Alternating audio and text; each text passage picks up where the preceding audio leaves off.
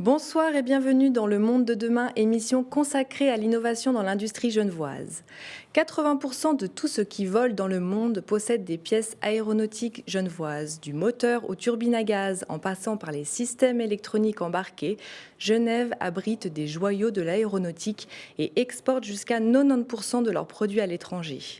Préparez-vous au décollage, Colline Hutz et Nicolas Grangier vous ouvrent les portes des entreprises qui vous font voler.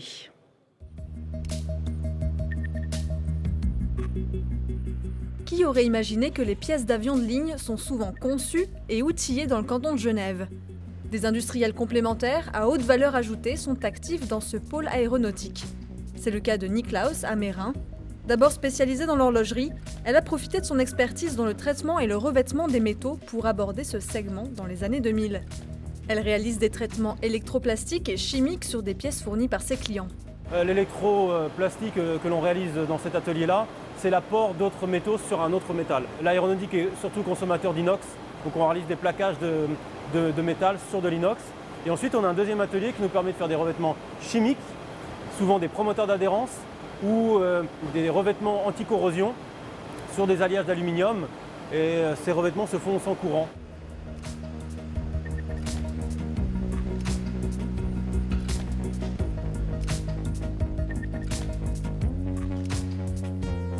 Bain chimique, sablage de billes de verre ou encore gravure laser, grâce à des prestations complètes, Niklaus est devenu un acteur incontournable du secteur.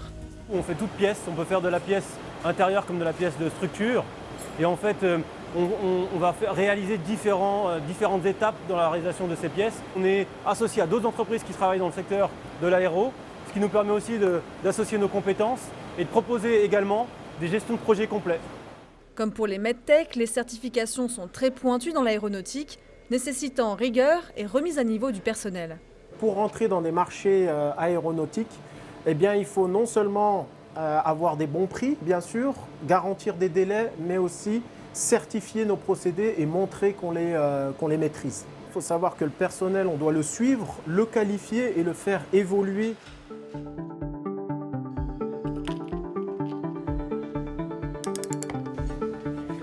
Installé au Grand Lancy et appelant les watts, Mercury Systems fabrique des boîtiers électroniques pour tout objet volant identifié, avion, hélicoptère ou drone.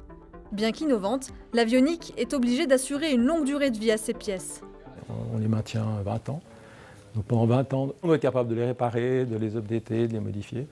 Donc c'est aussi quelque chose qui est intéressant et qui correspond bien à la géographie d'ici, où on fait des choses de précision, de la mécanique, de l'électronique, et on arrive à le garder, le rendre pérenne sur de nombreuses années.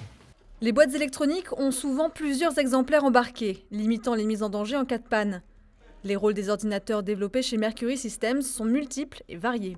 Le premier rôle, c'est de piloter l'avion, c'est-à-dire que c'est contrôle des moteurs, contrôle des volets, contrôle de la direction de l'avion. Vous avez la partie navigation également, pour garantir la position de l'avion, la vitesse de l'avion, regarder les cartes, où il se trouve. Donc il y a beaucoup d'ordinateurs qui vont faire tout ce positionnement. Puis vous avez tous les ordinateurs qui vont avoir des senseurs vidéo, optiques, pour observer l'avion, observer la météo.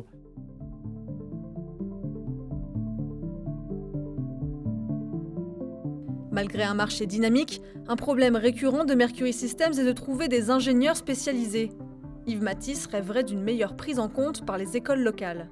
Ce serait important qu'on augmente notre collaboration avec les écoles, au sens large, dans la région, pour avoir des formations adéquates ou des cours particuliers dans ce domaine-là et d'avoir plus de labos, de projets de recherche, d'innovation. C'est quelque chose que justement qu'on doit développer, qui n'est pas assez développé aujourd'hui. Donc on a un manque d'ingénieurs, mais également on a pas assez d'innovation autour de nous pour accélérer notre évolution. Niklaus et Mercury Systems font partie de GAIN, acronyme de Geneva Aero Industry Network, une association qui permet au segment d'intensifier son attractivité et d'assurer une promotion commune. À l'heure où l'avion doit réviser son impact environnemental, son industrie a tout à gagner en misant sur l'innovation et la durabilité. Nicolas Lavarini, bonsoir. Bonsoir Delphine. Vous êtes le directeur de Jean Gallet, une société qui fabrique principalement des composants de moteurs d'avion et turbines à gaz industrielles. C'est ça. Jean Gallet est une entreprise familiale qui compte plus de 200 collaborateurs. Alors on peut dire que vous êtes des bons élèves puisque vous innovez constamment, vous êtes soucieux de votre impact environnemental et vous restez compétitif malgré le franc fort. Alors comment on fait pour être toujours au top ? Alors la première des choses, c'est de jamais se considérer comme étant toujours au top. Il faut savoir se remettre en question constamment, régulièrement et innover. On sait que le contexte de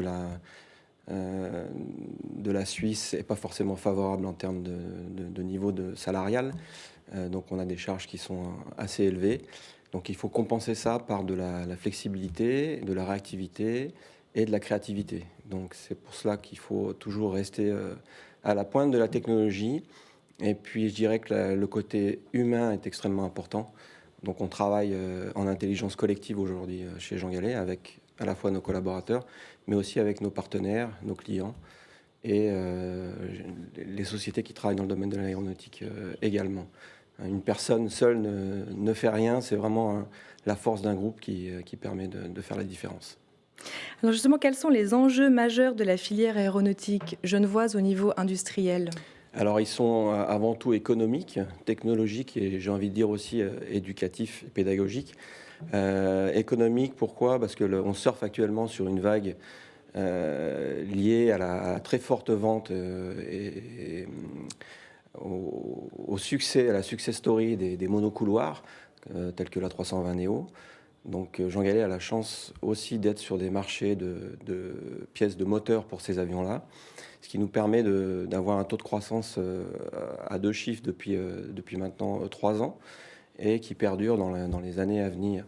Donc il faut alimenter en fait cette croissance en restant, comme je l'ai dit tout à l'heure, innovant.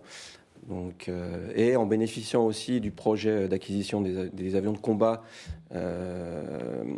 avec la part, je dirais, des offsets de compensation industrielle qui sont associés à ce projet. Donc si le peuple, en septembre, décide de dire oui au budget de l'armée, ça nous permettra évidemment de développer et de continuer cette croissance.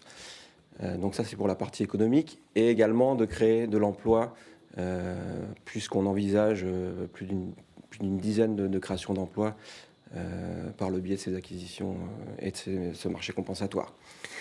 Alors, vous parliez tout à l'heure d'innovation. Selon vous, à quoi il ressemble l'avion de demain ? Alors, de mon point de vue, l'avion de demain sera beaucoup moins polluant, moins énergivore et beaucoup plus silencieux. Voilà, donc c'est l'idée que je m'en fais de l'avion de demain. Un appareil qui nous permettra toujours de voyager plus vite, de réduire les distances, mais tout en respectant l'environnement. Vous êtes également membre du cluster aéronautique roman GAIN, qui regroupe une dizaine d'entreprises du même secteur. Alors, comment vous arrivez à travailler en intelligence collective ?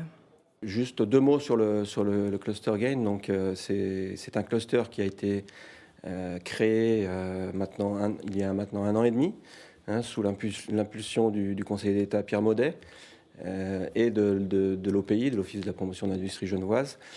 Au départ, 4 sociétés étaient membres fondateurs, on va dire, de ce cluster. Et l'idée, c'était de mutualiser nos connaissances, de partager certains moyens, de réduire aussi certains coûts lorsqu'on fait des expositions telles que le Bourget, par exemple, et de faire des échanges de bonnes pratiques. Donc, on se réunit régulièrement, on a des présentations d'autres sociétés un peu disruptives dans le domaine de la technologie.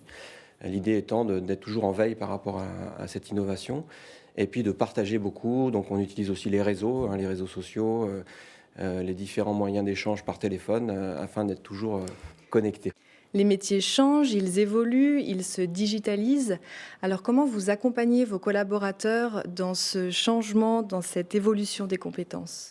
Alors ça passe par de la formation tout d'abord, interne ou externe. Dans le domaine de la cobotique, par exemple, donc on a un projet chez Jean Gallet qui est un robot collaboratif, en fait, qui va faire des opérations de brasage et de préparation d'une pièce avant qu'elle soit brasée dans un four sous vide. Donc on a fait un accompagnement déjà un peu pédagogique avec les personnes, on les a préparés à l'arrivée de ce cobot, et puis ensuite on fait des formations en externe avec nos partenaires pour leur apprendre la programmation, hein, puisqu'à la base ce sont des collaborateurs qui sont très techniques dans leur métier, mais qui n'ont pas forcément des formations au niveau informatique ou programmation dans la robotique. Donc on fait ces formations en externe, et puis ensuite on informe également le reste de l'entreprise des avancées de ce projet. Et on travaille en étroite collaboration avec nos partenaires pédagogiques, comme les écoles, comme le PFL ou l'école d'ingénieurs de Genève, l'EPIA, où on a des projets inno-suisses en cours liés à ces nouvelles technologies. Est-ce qu'il existe aujourd'hui des filières aéronautiques qui forment nos jeunes à Genève ? Alors pas à proprement parler, c'est un petit peu l'élément qu'on doit développer dans l'avenir avec nos partenaires pédagogique, à savoir qu'aujourd'hui, le vivier aéronautique, si on parle d'un soudeur par exemple qualifié, ou d'une personne vraiment spécialisée dans le domaine de l'usinage des matériaux aéronautiques, on va puiser dans les ressources, je dirais, de la France voisine ou de l'ingénierie. Donc ce qui est important aujourd'hui, et je pense que les industriels ont une part de responsabilité là-dedans, ils doivent jouer un rôle important dans le développement de ces formations dans le domaine de l'aéronautique. Merci beaucoup Nicolas Lavarini. Merci à vous de nous avoir suivis et on se retrouve tout prochainement sur L'Aimant Bleu.